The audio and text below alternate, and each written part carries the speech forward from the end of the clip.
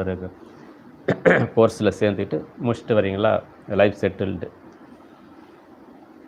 10th கோட்டை விட்டாலும் சரி, ப்ளஸ் 2ல் அதுமாரி படிக்கிறத விட்டுட்டு அப்படியே ஃப்ரெண்ட்ஷிப் சர்க்கிளில் சேர்னாலும் சரி, லவ்வில் போயிட்டு சுற்றிட்டு இருக்கிறேன்னு சொன்னாலும் சரி, அது பின்னாடி கஷ்டப்படுவாங்க ஜனங்க. சினிமா தான் பார்த்து பார்த்து எல்லாமே கெட்டு போய்க்கிறீங்க. படிக்கிற காலத்தை படிக்க மாட்டான், லவ் படம் எடுப்பான். எடுக்கிறோம் பார்த்தீங்கன்னா, படிச்சுட்டு வேலைக்கு போகலான்னு நினைக்கிற பொண்ணு லவ் பண்ணி அதை ஒரு வழி பண்ணிவிடுவானுங்க.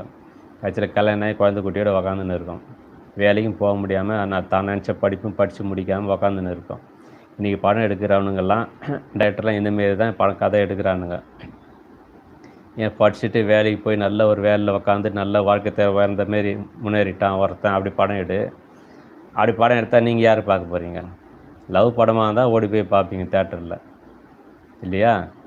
நடைமுறை வாழ்க்கைக்கு ஒத்து வராத கதையை எடுத்து அப்படியே போட்டான்னா, பொண்ணு லவ் பண்ணுது, படிப்பு முடிக்கல, வேலைக்கும் போகல, கடைசியில் ஒருத்தன் நம்பி உக்காந்து கல்யாணம் பண்ணி வீட்டில் உட்காந்து நிறைய அவதிப்பட்டுனுக்குது. ஏழ்மையாக வறுமையாக இருக்குதுன்னுவான். என்னத்துக்கிட்ட அந்தமாரி எடுக்கிறீங்க படத்தை? படிக்க விடுங்க, படிக்கிற காலத்தில் படிச்சுடுங்க, வேலைக்கு போகிற காலத்தில் வேலைக்கு போய் செட்டில் ஆகிடுங்க லைஃப்பை.